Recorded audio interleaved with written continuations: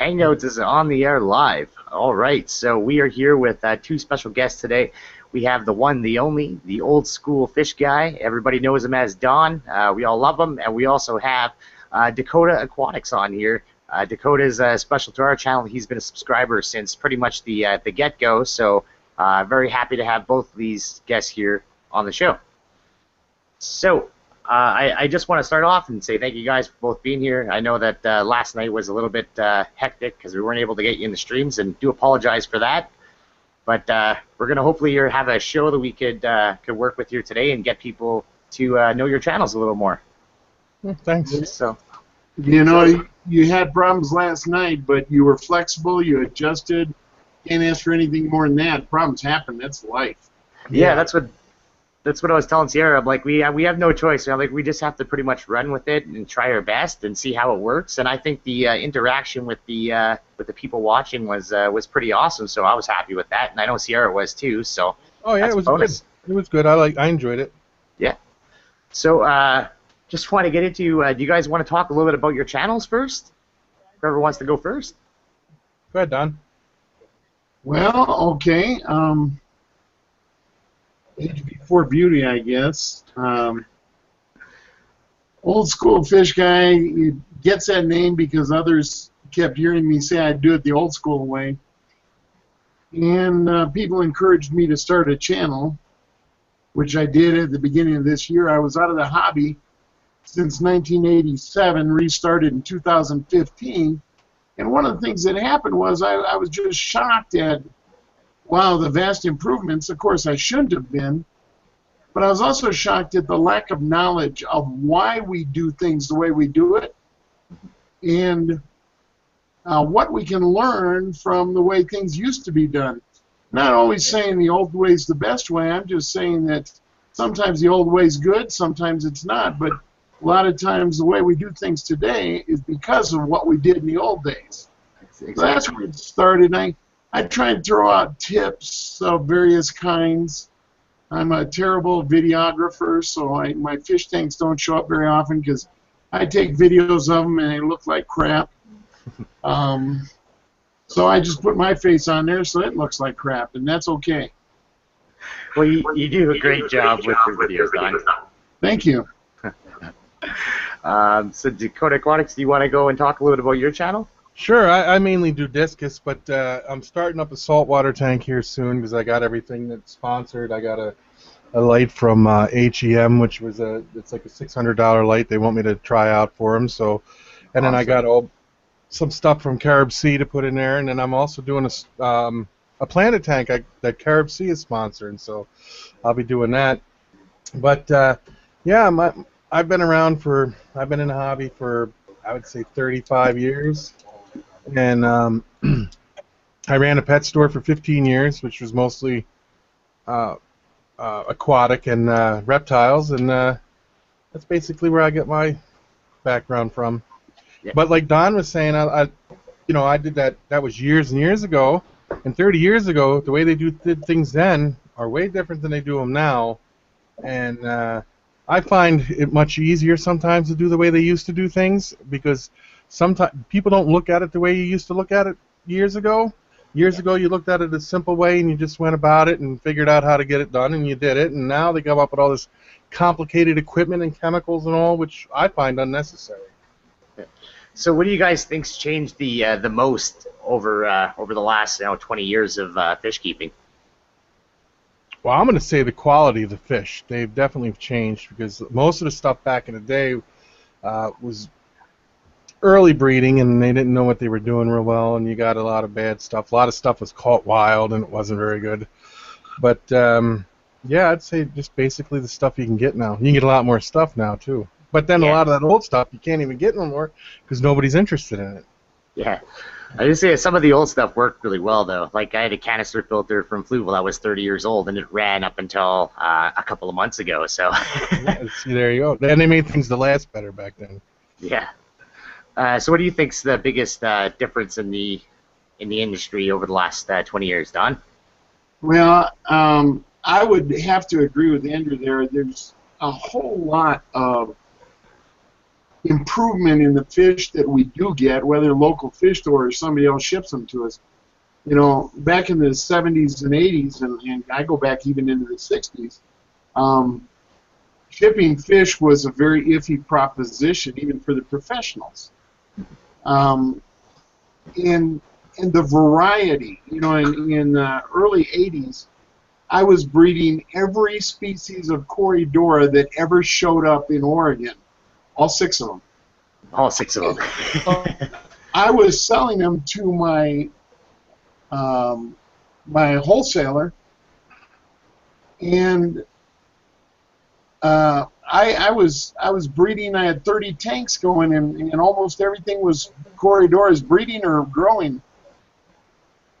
Today, the variety is astounding. Not just like more Corydoras, but I never even heard of Neocaridina or any other shrimp in a freshwater tank back then. I'd never heard of endlers. I do know they existed, but I didn't hear about them until I came back into the hobby. And Rift Lake cichlids, today I think they're the most dominant fish out there, and yet in 1980 I'd never even heard of them.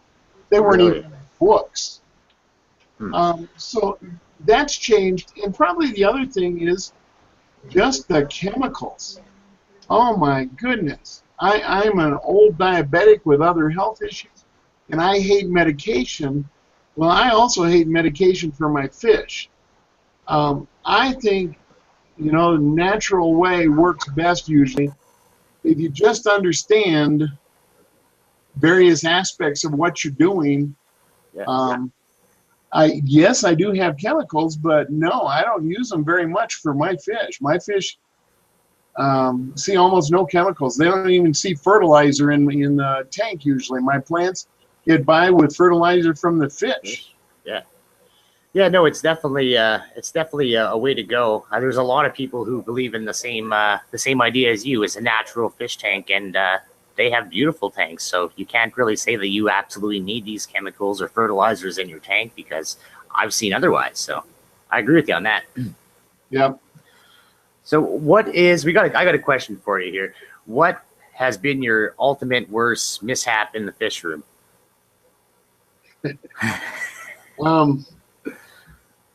Well, the ultimate worst did not turn out bad.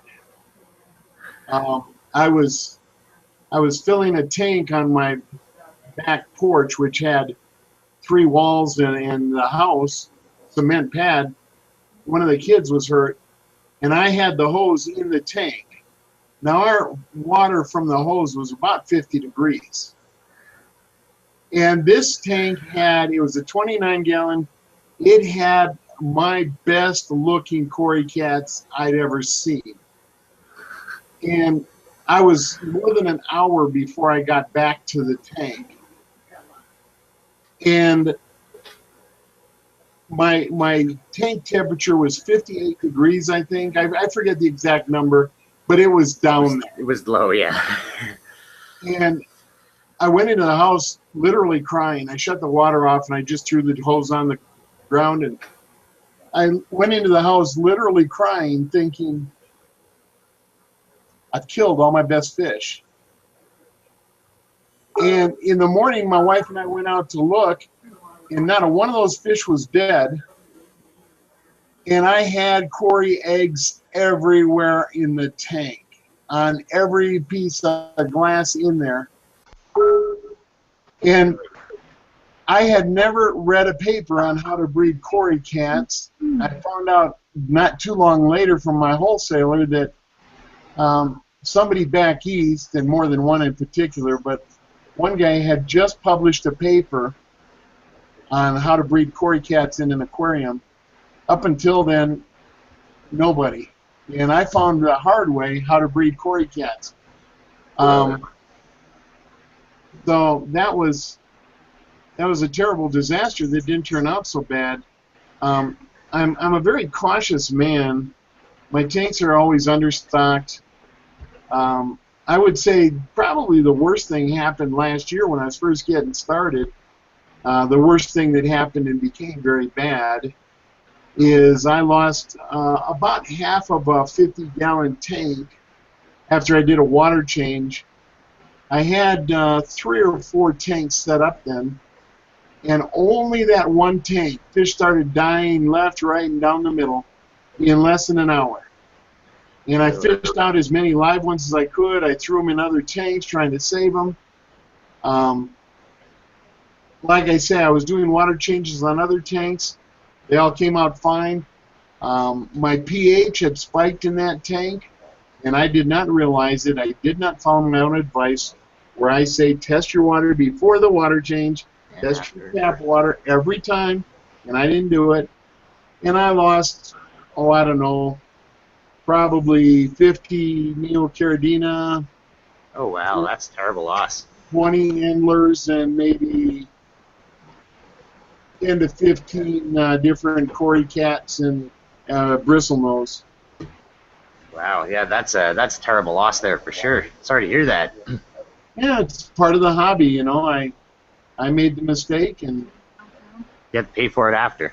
yeah. So I'm not sure if you caught that last question because you cut out there, but we were just wondering your worst mishap that you've ever had in your fish room or while you were keeping fish. My worst mishap was when I was dating my wife. I put up a tank in her house, okay, and we were going to move it. And I had all the fish in a bucket, and we put the aquarium on the side, and I washed it out, and I came in the house, and the temperature dropped, and it cracked the tank right in half. Oh, no. So I had to scramble and take fish all over the place.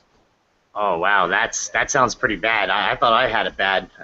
We had our hose because we drain out our tanks with a hose and with a power head, and I guess I usually just throw it in the bottom of the bathtub and let it drain out, but I guess the pressure from the power head popped the thing out of the bathtub, and it was like a good 5 minutes, and I'm sitting here, the tank's draining out, and all of a sudden I can see water coming down my hallway. Ooh. And like this pump really pushes out a lot of water, so I had a huge water mess. I had about 20 towels just soaked up, and it was an absolute disaster, and I really hope that never happens again. that was my biggest disaster, and it was a pain to clean up. So, knock on wood, I could tell you I've never overfilled the tank or drained a tank onto a floor. I've had a hose pop out for a second, but it was only a little bit. It wasn't like walked away and come back and all the water was on the floor or nothing. No. Yeah, I've heard some real bad horror stories with people who were just filling up a tank and then got a phone call and like ran away from their house or whatever, and then came back like an hour later with the water just totally destroyed their house. I can't remember who said that, but it was one of the subscribers that that I have here, and they were talking about that. So somebody's going to mention this in the comments. Go, oh, that was me. But I remember hearing that. It was probably like 6 months ago now. And I was like, yeah, no, that would be the most terrible thing ever. Like, I can see myself doing something like that. But I'm glad my wife's not on here because she'd tell you more than once I've overfilled one of these tanks because they sit over carpet. Oh, no. And, I can't just move the full wooden stand under my 125 and so forth. So I think we're going to rip out carpet and go to the bare cement. Yeah, that would probably be a good idea. I want to get a new place where I could put all my tanks in the basement because I think the basement is the most ultimate place for fish tanks, That's where I got mine. Yeah, especially since I go to sleep at night going, is this tank going to pop? Because you hear so many horror stories, and like it's just one of your biggest fears, like it could just literally explode at any time. It is only a little tiny thin piece of glass, and do you really absolutely trust that piece of glass? I don't. Well, even if the fish knocks something over or hits it, yeah, I've seen that happen. Yeah, and when I ran the pet store, I've seen that happen. Really, eh? And you hear people that keep these like arowanas, or even like there was a guy in our forum that had a red devil, and he popped his seal on his tank because it just hit the glass full grown fish, and he said it immediately started springing a leak. It wasn't like a little leak; it was like psss, all over the floor. Yeah. So like a big fish hitting a glass, like I think I kind of like the old school tanks a little better when they had the steel frame. I think that was a spot on idea that they should go back to. I was watching a video of a home security video, and this guy, you know, they had the home security in her house and video, and they were showing her tank, and a little crack, a little seam started spurting water out of it. And then what happened is another one, and then so all of a sudden the whole front just blew out on the whole tank. Oh, Big one. no. It was a huge tank, went all over the house. Nobody was home either. It was just that's what they were showing could happen. Showing, yeah. You never had a tank blow up like that, though, eh, Don? Split or? No, I have never seen that. And Dakota, I'm wondering if you agree with me, but the modern all-glass tanks are safer than the old stainless steel ones. Well, the stainless steel ones, they had different type of glass in them. Mm-hmm. You know, and if this, I don't know if I'm going to say they're better, that these new ones are better, but if the glass has more give to it, the new ones do, than the older ones. And the old ones are real heavy. I mean, I got a 10-gallon here that weighs as much as like a 30-gallon because it's got the big slate bottom in it. And oh, really? You actually have one of those tanks? oh, yeah. Well, we're gonna have to see that because Dawn's been talking about those slate tanks for a while, and I've been saying like I wish there was a museum where I could find one of these tanks and actually see it. So, what's his name's got one? Aquarium Co-op. What's his name? Corey. He's got a whole room full of them. oh, yeah, they're actually slate bottom tanks. Yeah. I didn't notice that. Huh. Yeah, I got a big old slate bottom one. And if the glass breaks, you take the slate out and you can use it for other stuff. Oh, really, eh? Yeah, I couldn't possibly imagine. Like I've heard Don talk about how they use Bunsen burners to Heat them. heat them and stuff like that, and just imagining that nowadays would be absolutely insane. Like I don't think you would. I don't think it would ever be done again. I don't think. Yeah. Can't imagine that. If you wanted fish, that was the only way you could keep tropicals. Yep. Yeah. That or you keep your whole room at 80 degrees. Yeah, that's a way to do it too. Well, some did. Well, that's what I plan to do with my fish room down here to get all the heaters out of it, except for the discus tanks. Is I'm going to heat the room to 80 degrees, flat, and that's it. Then I could take the heaters out of all the other tanks. Yeah, I'm kind of questioned about that too. I'm wondering if it would actually be cheaper for me to just keep the room warm instead of heating the tanks, because the heaters, like you have a 300-watt heater in every tank. That's pushing quite a bit, you know. So well, it runs about $20 a month. Yeah, so each heater. So if you get rid of all the heaters and only heat in just a couple tanks, like the discus have to be warmer than that. Yeah. So if I heat the room to 80 degrees, the only ones that are going to go on are the discus tanks. The other ones will be set to, you know, they don't quite go to 80 degrees. If you keep the room to 80 degrees, it gets about 79 or so, but that's still good. That's perfect. Yeah, see, I was talking to a bunch of keepers up here, and they said that in the summertime they actually unplug their heaters up here, and their fish do fine at like 26, 25 degrees. I couldn't imagine keeping them that cold, but apparently that people have been doing that for years up here. I've never done that, but I hear a lot of people doing that. I know some people are in the States where it's a little bit warmer and stuff like that, but I didn't know people were doing that here as well. Well, I have some tanks with Honduran red points and endlers and shrimp in them. And I've taken the heaters out of 2 of those tanks, at least for the summer. Our downstairs, we don't have AC. And it gets, indoors it gets up to about 80 degrees. We're half underground here and half above ground. Okay. But it gets up to about 80 degrees here in the area I'm sitting in, which is where my fish are. But at night it drops down inside to 65, 70 degrees. And all those fish and the shrimp too are doing just fine, no heaters. Haven't had them since May. Yeah, I don't imagine it cools right off to that low, right? Well, it's the overnight. tank is still in the mid-70s. Yeah, I find at nighttime up here, if I had the heater off, mine stays about 73. Yeah, mine will range during the day and night because I don't sleep well, so I'm up a lot at night. And if you check my tanks, on the coldest of nights, they don't go below 72, and on the hottest of days, they don't go over 78. 6-degree swing any day. Most fish, except for discus, huh? Most fish can handle that. Yeah, well, discus can handle it too to a point. Like when I put I don't heat my water when I do water changes. The water that goes in the tank's about 70 degrees, 75 degrees, and I don't drain the whole tank. I do about a 30 to 50% water change. It doesn't affect them any.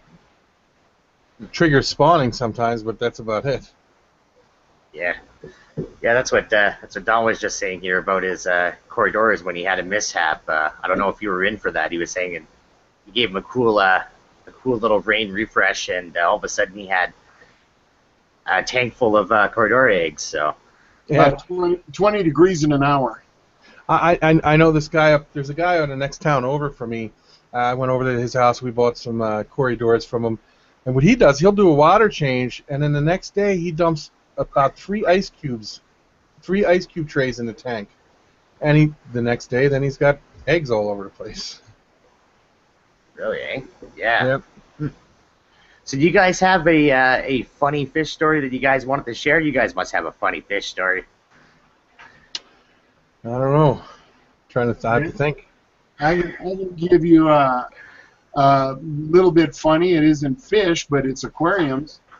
We were moving from Oregon to Minnesota, and I went ahead of the family, leaving my wife to clean out my fish tanks. She still doesn't forget that.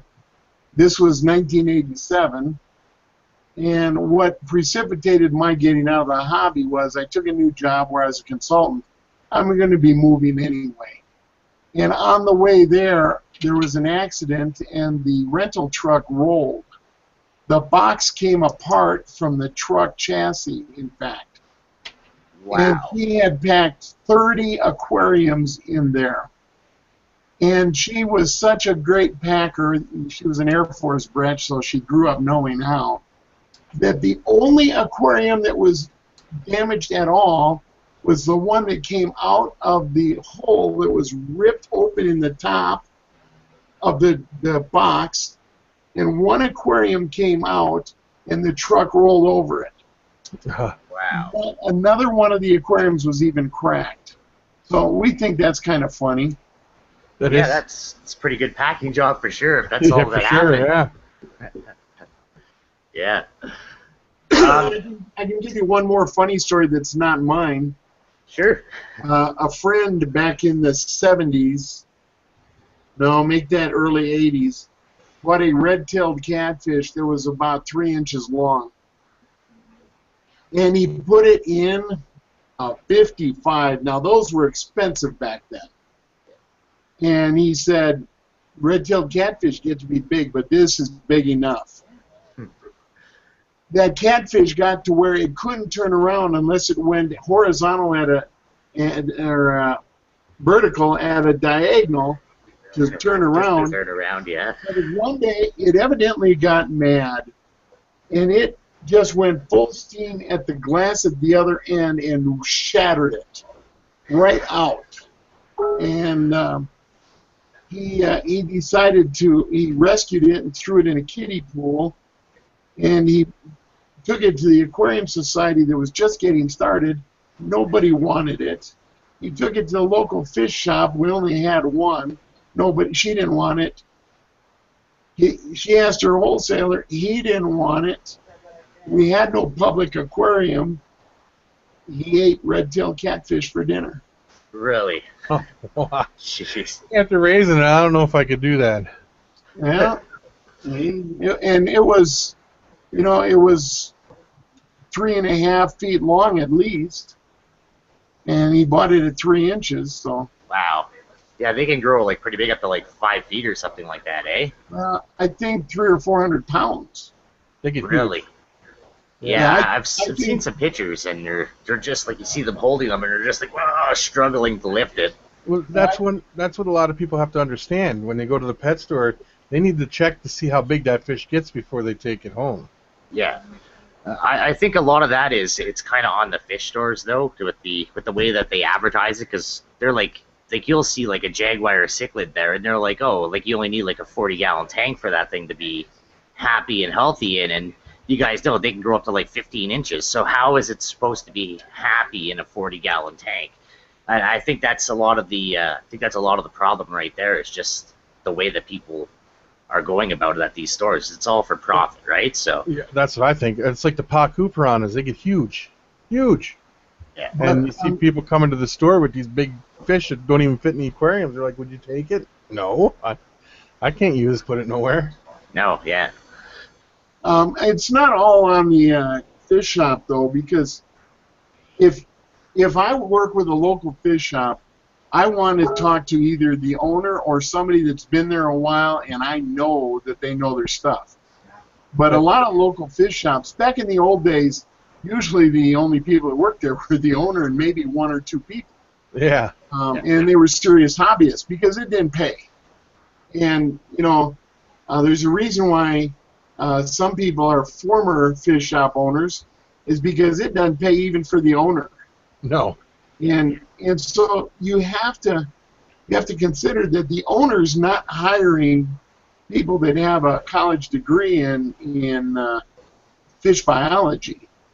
Yeah, And that's so true. they get fish in there that, you know, the average person doesn't know about. You know, you're lucky if the owner knows about it.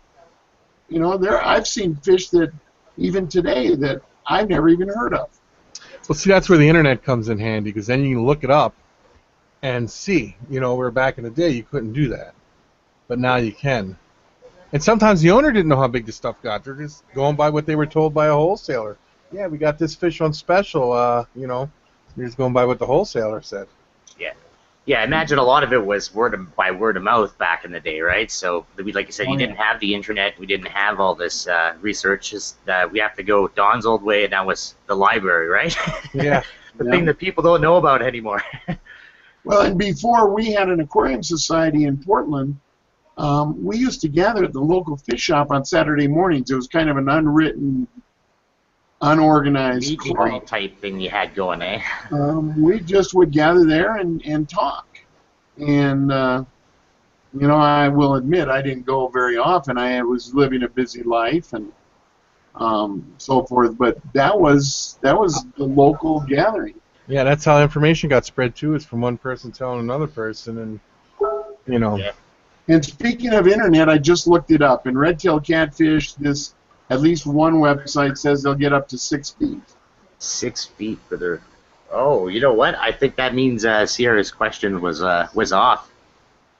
Because I think the one she said was what kind of question did you say? One was for the shark and one was for the ID shark and a red-tailed shark. Don just looked up. He said they found one that was 6 feet long. ID shark? It was a red-tailed shark. You said, right, Don? No, red-tailed Catfish. cat. A red-tailed catfish. Yeah, I said red-tailed. Oh, was it? Oh, okay. Okay, yeah. I'm sorry. My bad. That shovel-nosed catfish get big too. I don't know how big they get, but I know they get pretty big. I know there was an aquarium outside the city where I grew up and stuff. When I ran the pet store, we used to go there, and they had this big aquarium. It had to be 4,000 or 5,000 gallons, and they had some pacus in there and some shovel-nosed catfish. And the pacus were just enormous, and so were Really? the shovel-nosed catfish. Yeah, it's called Martin's Aquarium. Well, I'm gonna see if I can look that up online here after.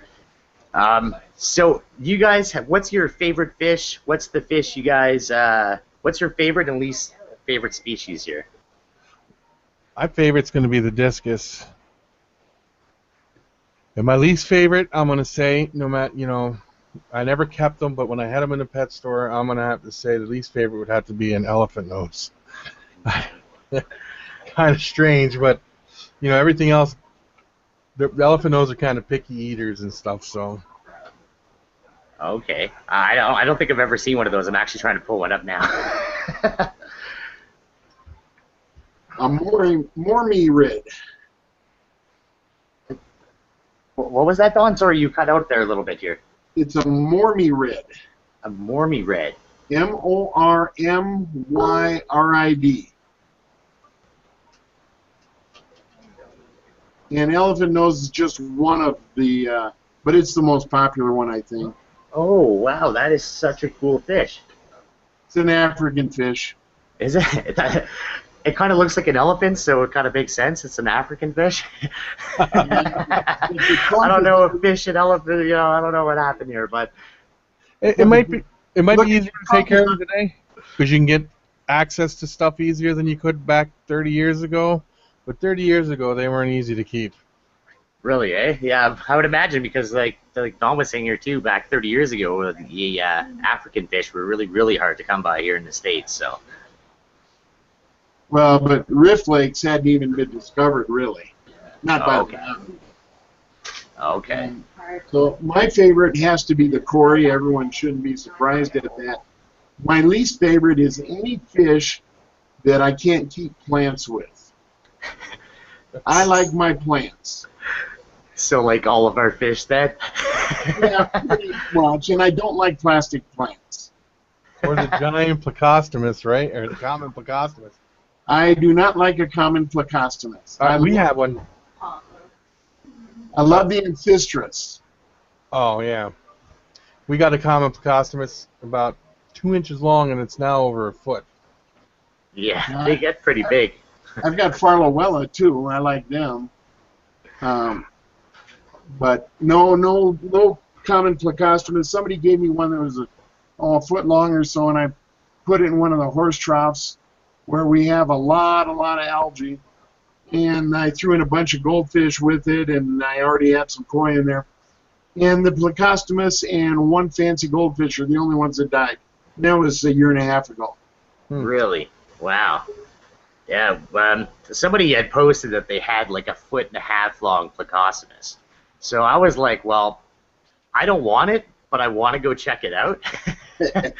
So I went to the guy's house and actually seen this thing, and it was like this, but it was just as fat around as it was long. And I've never seen a fish that round before. Like, it was really short compared to its width, and I was just like, wow. I don't have a tank for it because you would obviously need like anything short of a small river would be wrong for it, you know what I mean? So, but yeah, I've just never seen one that big. So seeing one in person that huge was really cool. I thought that was awesome. Plecostomus, think about this. They're one of the few fish you can throw in with virtually anything. You take your worst Rift Lake cichlids, the most aggressive ones you got, and if the plecostomus is half their size or bigger, you're going to be fine. And the number one reason you don't want one is think about the solid waste disposal system on a fish that big.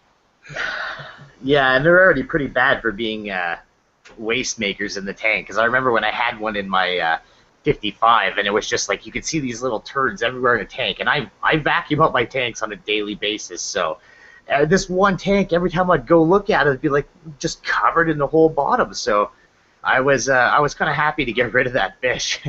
Well, mine was really small for a long time, for like a year or so. And once I put the baby discus in there, and I started feeding them the heart, the beef heart and stuff like that, and he started picking up all the leftover stuff, he just started growing. Now he's huge. He's about as, I'd say, as round as a baseball bat. Wow, eh? About a foot long or so. Yeah, that sounds like a big fish. I'm gonna have to go check that out after. I'm sure you got that up on the channel, eh? Yeah, he's on there somewhere. Probably when he's smaller, but I can get other pictures up. He hides a lot. He doesn't like being out, but when he's out, I can get a picture of him. Yeah, you'll have to make a little video on him. I'd be happy to see that.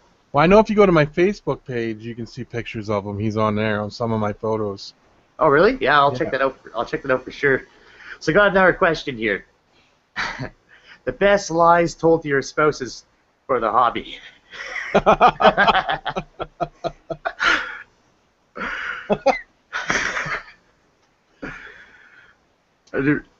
Well, I'll go ahead and bite first to give Andrew here a chance to think. I've been married to the same woman for over 40 years. In 1987, when I quit, we'd still been married, almost 10 years. And I will say that our relationship doesn't require the lies. And I have to be cautious there because I am also a marriage counselor. Anybody that watches this that knows me as a personal friend, they will jump on anything I say very fast. But my wife will agree that our relationship is such that I don't have to lie. Sometimes she gets a little upset with some of my spending, but she tolerates me. She understands it. She loves you, so it's all good. She doesn't understand the fish hobby and my passion for it, but she tolerates me. And do you have one here, Andrew? Well, I have to agree with Don. I've been with my wife now over 20 years, and I can't think of any time that I've had to lie about anything like that. I just tell them, she gets upset if I buy something, and she's like, "That cost how much?" But that's pretty much. Yeah, I've never had to really tell any fibs or anything. When I owned a pet store, I could get anything I want, but when we got rid of the pet store, it's a little different, But now that I've started really getting into it again and I'm getting more and more tanks, the only thing she says is, "Do you need more tanks?" And I'm like, "Well, yes. I do." But then after I get it, I'm like, I really didn't need it, but that's about it. You wanted it, and your wanted needs are pretty close to the same. See, yeah, I'm kind of lucky too, because I'm the same with Sierra, and we don't really have to lie to each other because we're just like, "You want a tank?" And she's like, "Yes."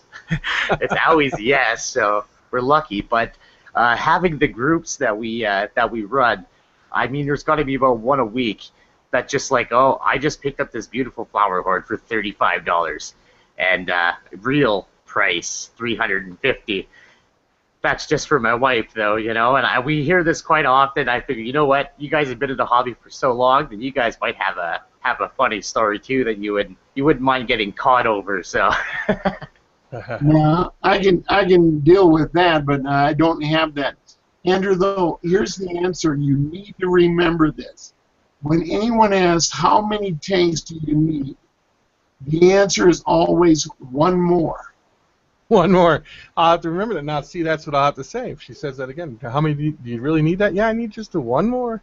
And for me and my other life, how many motorcycles do you need? One more. One more. Yeah. See? That's a good one, too. If you ever teach the goldfish how to ride the bike, you got to make sure you get that on video, Don. Yeah. I'm not a good videographer, though, I told you. But that'd be worth it. I wonder how long they can hold their breath. Oh, I don't know. You think with all the oxygen around, they'd be doing fine. Just those gills, eh? Yeah. So I got a couple more questions here, and we'll cut it off. Don't want to keep you guys here for too long. But what is your best tip for a beginner getting into the hobby? The best tip is to make sure you get a big enough tank to start with.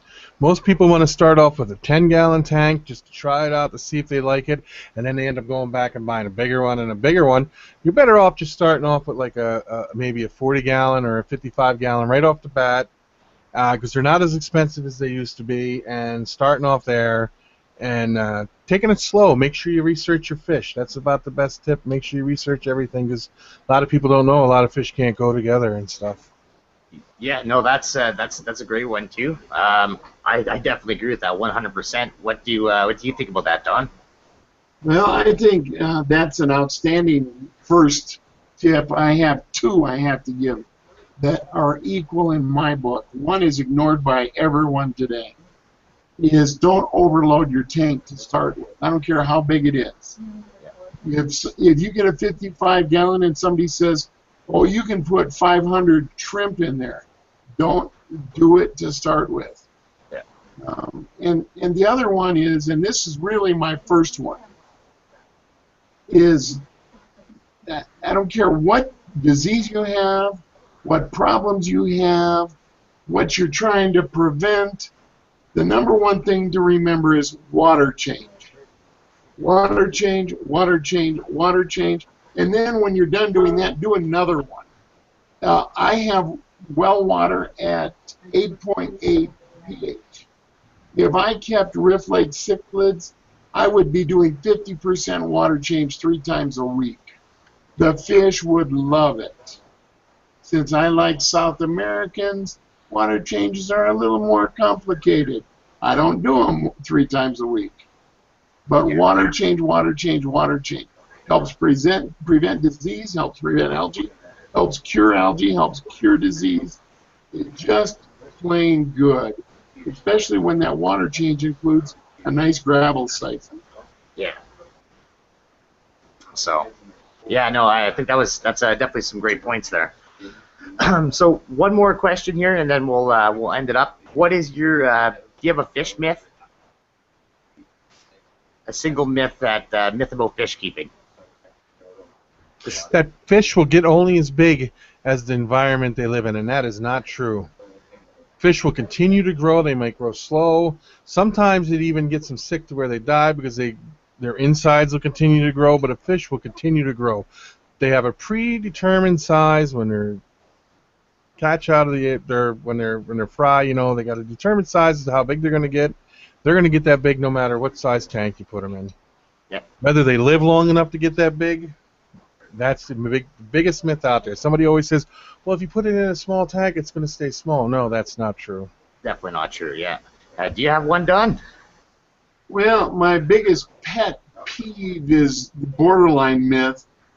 I think it's just misunderstanding, but somebody buys, say, a 10-gallon tank, and they say, oh, I can buy 10 inches of fish, so I'm going to get 2 neon tetras, I'm going to get 2 tiger barbs, I'm going to get 2 zebra daniels, because they don't like to be alone, so I'll get 2.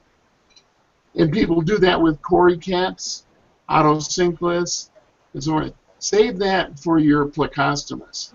They're happy by themselves. Fish that like to school, they don't want 2, they don't want 5 even. They want a school. 10, 20. There's nothing greater than seeing a school of 50 fish running through a 250-gallon aquarium. Oh yeah, beautiful. It's spectacular. But when you have, you know, and along those same lines is, I've never kept rainbow fish, but they're obviously a schooling fish. So people buy 6 different species of rainbows and expect them to school together. It doesn't work that way. You know, some tetras will school with some others. Not all tetras will school together. No. Some cories will school with some other cories. Not all cories will school with each other. Yeah. When species are schooling species, they're schooling species. You know, by species. Yeah, someone mentioned not too long ago that sometimes even when you just like go to the pet store, they tell you to buy all your schooling fish all together at once, because you can have some in your tank and they'll just completely have a separate school in their tank when they add one from a different batch or add a group from a different batch. It has worked for some people. It has failed miserably for others. Okay. I'm a firm believer in buying schooling fish all at once. I currently have about 45 autocinklus, 2 different species, purchased at 4 different times. And one of the species, they all school together. The other species, I have 2 separate schools, and they act like they're foreign substance. Yeah, that's it's really strange how they pick and choose like that. Well, people do the same thing. Yeah, that's true. That's true. Going back to your funny story question, when I was 5 years old, my sister was brought home from school a little round fish bowl with a goldfish in it. Okay, and she was supposed to watch it over, like I think it was Christmas vacation or something. You know, they send them home with somebody to watch for the weekend. Maybe it had been a weekend. And she set it in the kitchen next to the stove, just to set it there when she came home. My mother was making oatmeal, and it flew right out of that bowl and right into the oatmeal. Oh, no, you got to be kidding me. So that's the only funny story I could think of. I mean, I was 5 years. I remember it was my sister was so upset, and I was just saying, I don't know if I told you my funny story. I don't know if I mentioned it or not, but I was grabbing my Kiko out of the tank because I was doing a full clean out of the tank, and I wanted to rip everything apart and pull out the fish, and I grabbed him, and I was looking up to the thing, and he came and smacked me right in the nose with his tail, he flew out of that net and hit me and went back in the tank. And I was just like, you know, like maybe my face shouldn't be that close to the tank. I know when we had our big goldfish too, they were terrible because you would see them and they'd come up to the top and go, whoosh, and that water would fly. I had water hit my TV one time, which is about 3 feet away from the tank. So they've, yeah, I've been splashed a couple times. But yeah, no, I do want to thank you guys for coming on here. For those of you guys that maybe came in a little bit late, we have Dakota Aquatics and Old School Fish Guy. I want you guys to really go check out their channels and go subscribe. And we're going to put the channels in the description too. And since like we're taking this here, we're going to copy it onto the other channel. What we're going to do is I'm going to put the things in there for you, so you're going to be able to just click on it, and they'll be able to add you up. And I'm going to put a little link there, so it's just a direct subscribe. So that'll help you out as well. So like I said, thank you guys very much for being on the show. It's greatly appreciated. And thanks for having me on. Yeah, for sure. And it was great to talk to Don. All right, guys. You guys have yourself a great one, and thanks again. You too. Thank you. Bye now. All right.